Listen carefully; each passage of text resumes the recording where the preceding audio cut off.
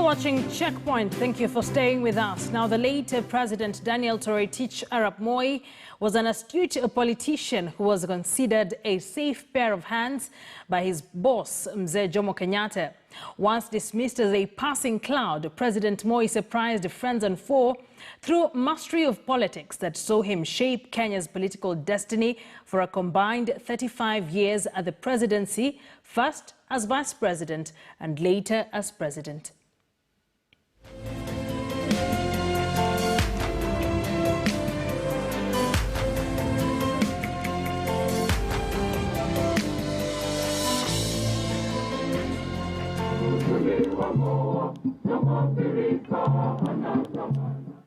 Daniel Arap Moi was born on 2nd September 1924 in Sacho, Baringo County. From a teaching career, Moi plunged into politics in 1955 after he was nominated to the Legislative Council of Kenya that was succeeded by the National Assembly in 1963.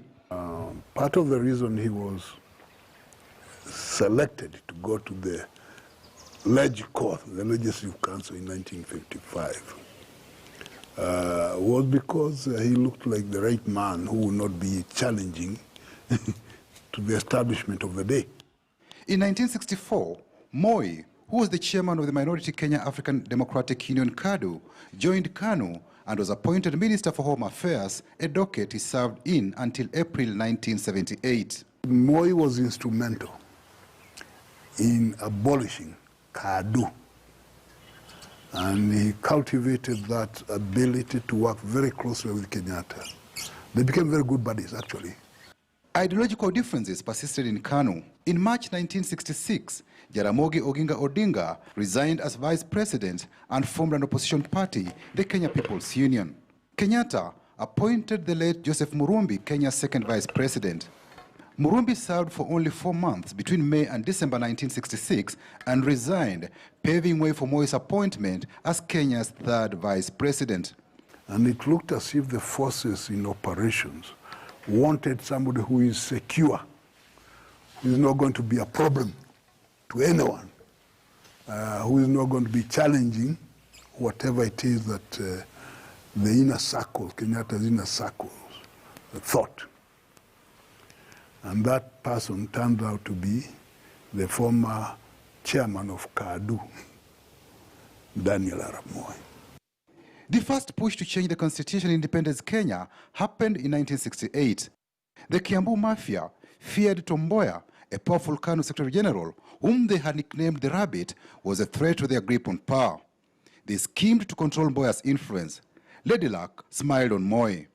The Republican Constitution had made it clear that should there be a vacancy, the sitting vice president would not automatically take over. When there was a rumor Kenyatta was unwell, so there was a movement towards rectifying the constitution in order to deny Mboya the opportunity of manipulating other people into the presidency. And who was sitting there watching? It's Daniel Moi, as the vice president. In 1976, the Kiambu Mafia pushed a second wave to change the constitution. This time, they wanted Moi blocked from succeeding Kenyatta. Then Attorney General Charles Njonjo stopped the debate when he warned that imagining a president's death was treasonable. The narrative of some people trying to get rid of Moi or to stop him remained and continued because Moi became president. So when eventually Kenyatta died and the 1968 arrangement were implemented, so there was a lot of sympathy and support because people wanted Moi to succeed. Daniel Arap Moi. On 14th October 1978, Daniel Moi was sworn in as the second president of Kenya.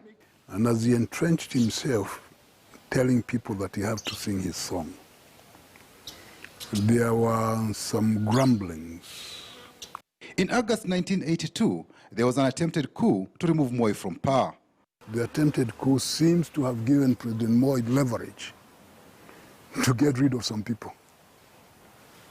And among the people who got rid of were those who used to think that they controlled Moi. He published a book, Nyayo Philosophy, which people have failed to read.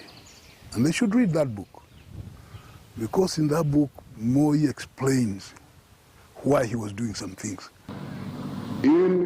Multi-party democracy was restored in 1992. The president's tenure was fixed to 2 terms.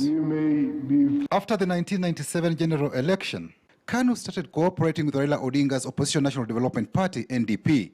KANU merged with NDP in March 2002 to increase their chances of winning the 2002 general elections. Some people in his camp started thinking they had made a mistake in 1992 by imposing the 2-term. So Moi was tied by his own creation. And so the attempt to pressure to see whether 2-term limits can be removed through the parliament failed. It was said that one of the preconditions for the KANU-NDP merger was to endorse Raila Odinga as KANU's presidential candidate.